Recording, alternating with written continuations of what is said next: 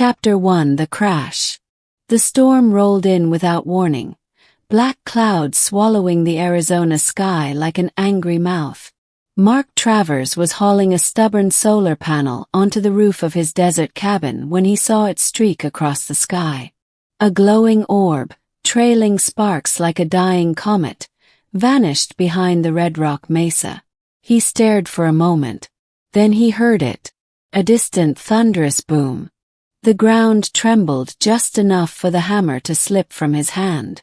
By the time he reached the crash site, dusk had fallen.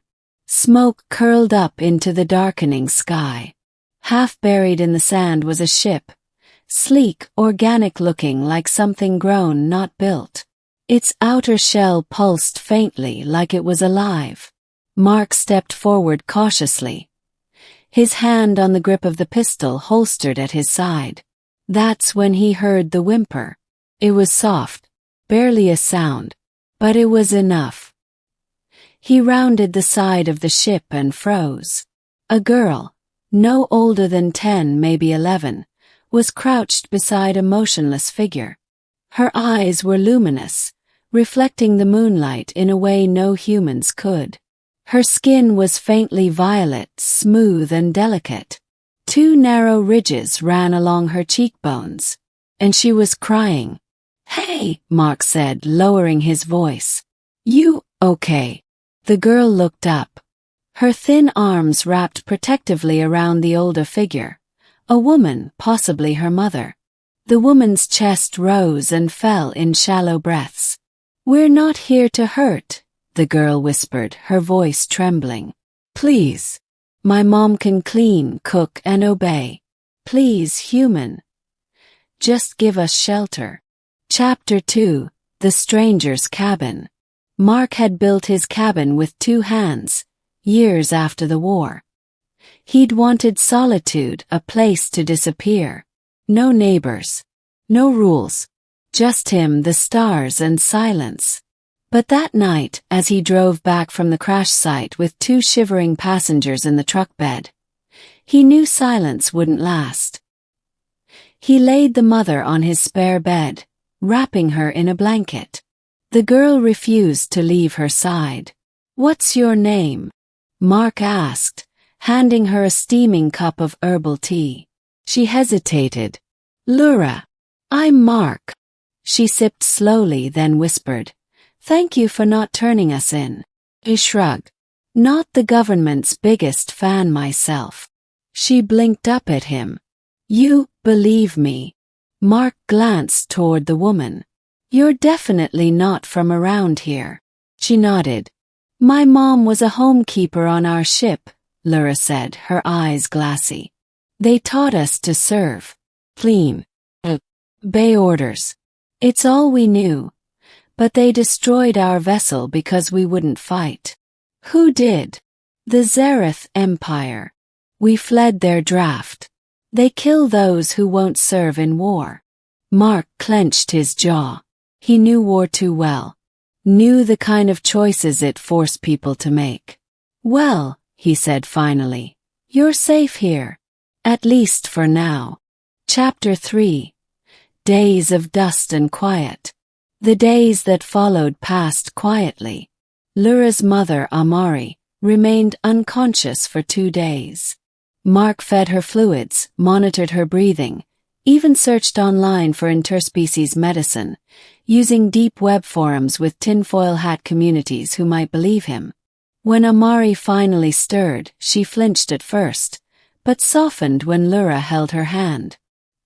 "He helped us," Laura whispered to her. "He gave us shelter." Amari tried to sit up, but Mark stopped her gently. "You need to rest," he said. "You're safe." Amari looked at him with wary, calculating eyes. "What do you want in return?" "Nothing." Her gaze didn't soften. "No human gives something for nothing.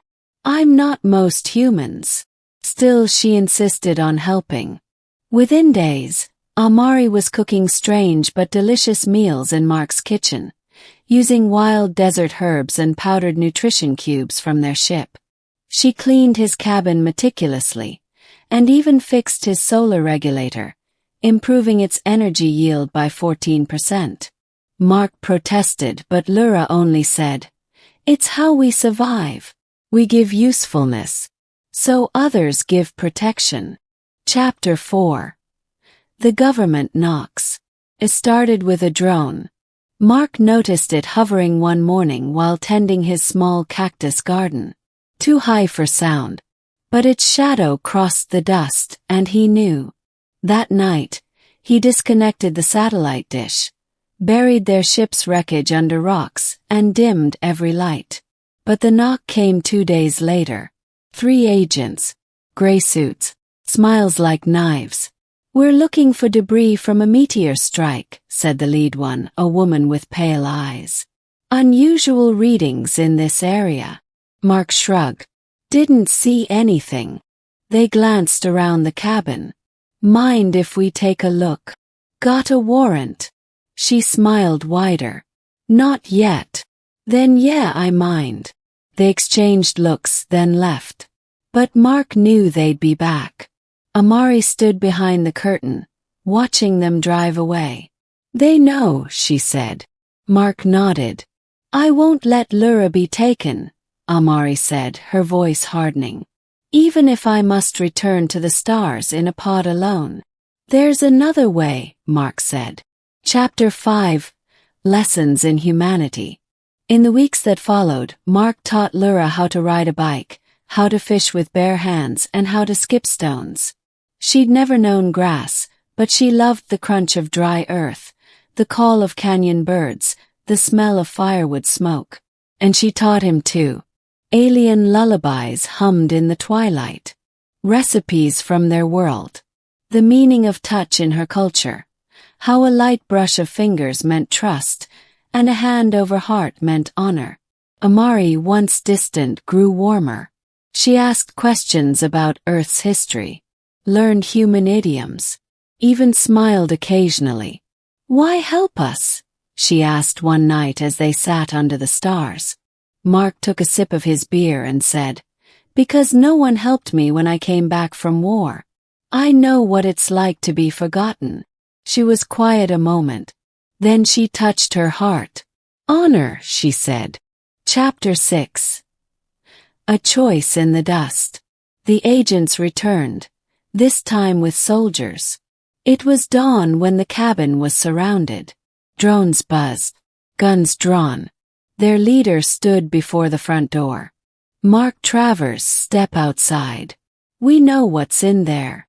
Inside, Amari and Lyra stood frozen. "You have 5 minutes," the voice called. Mark looked at them both, then handed Amari a data chip. "That ship fragment you hid. I linked it to my solar core. If they touch it, it'll erase all scans and send out decoys across the desert." Murray stared. "You planned this. I hoped I wouldn't need it." Lyra clutched his sleeve. "Please don't let them take us." He looked into her wide, terrified eyes. "You're not going anywhere." He stepped outside. "Nothing here but me," he said. They searched, tore the cabin apart, found nothing. Mark had hidden the pod beneath the dried-up well, shielded with camo tech. "You'll regret this," the pale-eyed agent hissed. "They're not human. You're aiding aliens." Mark only smiled. "Yeah. So what?" They left. Chapter 7. A family made. Weeks passed, then months. The agents didn't return. Amari built a secret lab beneath the cabin, disguised as a cellar. She tinkered, designed, built small gadgets Mark didn't pretend to understand. Lyra drew. Hundreds of pages. Starscapes, humans holding alien hands, Amari laughing. One day, while walking back from the creek, Lyra slipped her hand into Mark's. "I know I'm not really your daughter," she said, looking up at him. "But, if I was, would that be okay?" He knelt down, hugged her tightly. "You already are." Chapter 8. The Visitors. Years later, after the world had changed and Earth made peace with the stars, a visitor arrived.